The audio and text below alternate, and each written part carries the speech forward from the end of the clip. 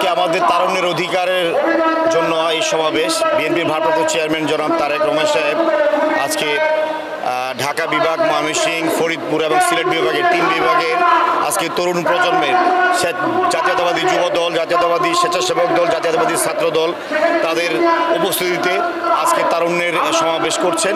এর মূল উদ্দেশ্য আগামী দিনের বাংলাদেশকে বিনির্মাণে উনি যে 31 দফার কর্মসূচি দিয়েছেন সেটাকে বাস্তবায়ন করার লক্ষ্যে এবং জুলাই আগস্ট সহ 17 বছরের স্বৈরাচার বিরোধী আন্দোলনে আমাদের যে মূল লক্ষ্য বাংলাদেশকে নতুনভাবে গড়ে তোলা, সেই কারণে তরুণ প্রজন্মকে যে প্রয়োজন, তাদের যে বিগত দিনের আত্মত্যাগ, তাদের যে সংগ্রাম, তাদের যে ত্যাগ, এটাকে সম্মান জানিয়ে আগামী দিনে তাদেরকে প্রস্তুত করা, তাদেরকে আগামী দিনে সামনে এগিয়ে দেওয়া এবং তাদের এই সাহসী ভূমিকা এবং আগামী দিনের যে চিন্তা চেতনা এবং ভীষণ বিএনপির ভারপ্রাপ্ত চেয়ারম্যান তারেক রহমান সাহেবের, তার সাথে এই তরুণ প্রজন্ম যে একাত্ম, সারা বাংলাদেশের তরুণ প্রজন্ম যে আশান্বিত, সেটার আজকে একটা দৃশ্যমান একটা পরিবেশ এখানে আমরা লক্ষ্য করছি।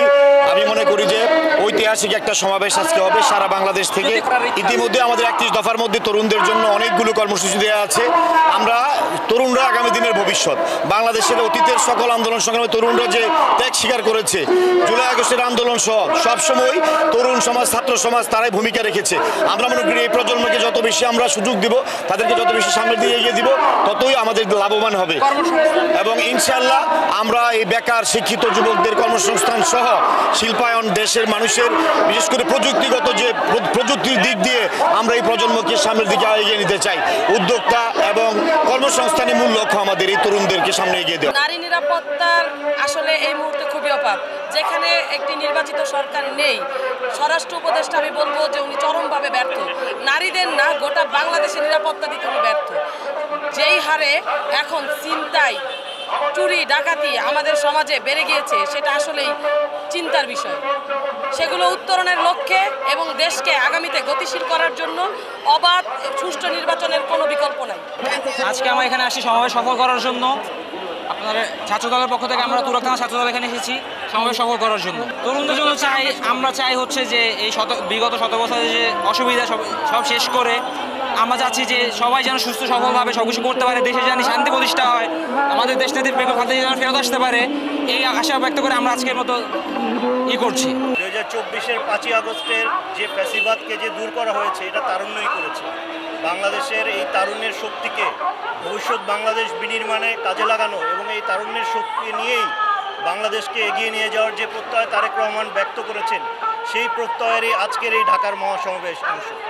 আমরা এই তারুণ্যের সমাবেশকে ইনশাআল্লাহ এই তারুণ্যকে নিয়েই ভবিষ্যৎ বাংলাদেশকে বিনির্মাণ করব, একটি সুন্দর বাংলাদেশ গড়ব, যেই বাংলাদেশে আর কোনো ফ্যাসিবাদের জন্ম হবে না, আর কোনো ফ্যাসিবাদ মাথা তুলে দাঁড়াতে পারবে না, এই প্রত্যয় ব্যক্ত করে আমি আজকে আমার এই বক্তব্য। আমরা 2006 সালের পর থেকে যে একটা ফ্যাসিবাদের জাতাকলে ছিলাম এবং গত তিনটি নির্বাচন হয়েছে, যেই নির্বাচনে জনগণ ভোট দিতে পারে নাই এবং যার জন্ম 2006 সালে, আজকে 2025 সাল, 19 বছর, সে ভোট কী জিনিস বাংলাদেশে জানে না।